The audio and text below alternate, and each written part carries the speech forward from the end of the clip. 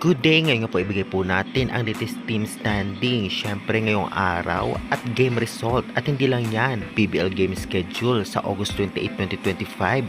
Kaya tapusin nyo ang video sa mga sorpresa na ating ibibigay at latest update sa PBL Invitational 2025. Ano-anong team na kaya ang nangunguna at syempre anong team ang posibleng pumasok na sa finals. At hindi lang yan, syempre game schedule, makikita natin kung saan magaganap at syempre anong oras. At result ng game ngayon, syempre ibibigay natin yan lahat. Kaya tapusin nyo ang video, and before that guys, please naman, don't forget to like, comment, and subscribe, and pahit the notification bell para lagi po kayong updated sa mga bagong video about sa volleyball dito sa Pilipinas. Maraming salamat sa suporta nyo. Syempre unahin na po nating ibigay ang game schedule na magaganap nga sa August 28, 2025. Ito po ang mga team na maghaharap-harap.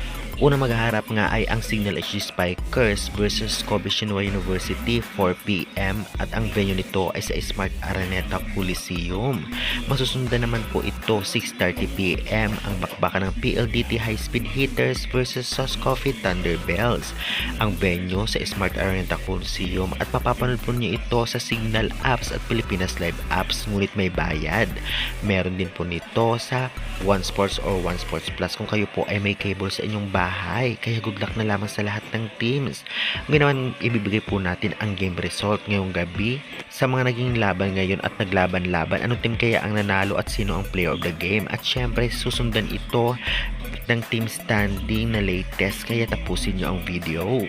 At ito na po ang latest game result ngayon na laban. Narito po ang mga team na nanalo at natalo. Nanalo nga ang Kobe Shinhwa University laban sa Criminal Cool Smashers sa loob ng 4 sets sa mga scores na 25-27, 23-25, 25-23 at 21-25.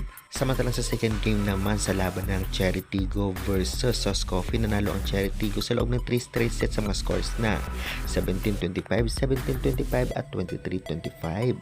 At ngayon naman ibigin natin ang latest team standing ngayon. Anong team na kaya ang nangunguna at anong team ang posibleng magharap sa finals? Narito po ang latest team standings. As of now nga ay nangunguna pa rin ang PLDT 3-0, Cherry Tigo Crossover 3-1, Kobe Shinhwa University 2-0, Criminal Cool Smashers 1-3, Signal HG Spikers 0-3 at Sauce Coffee Thunderbells 0-2.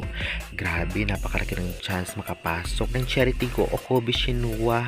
Kalaban nga ang PLDT sa championship, kaya good luck.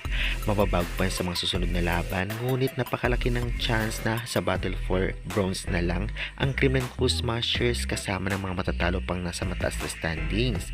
Kaya good luck sa lahat. Syempre may mga laban pa susunod na kaabang-abang. Kaya guys, pasubscribe. Maraming salamat.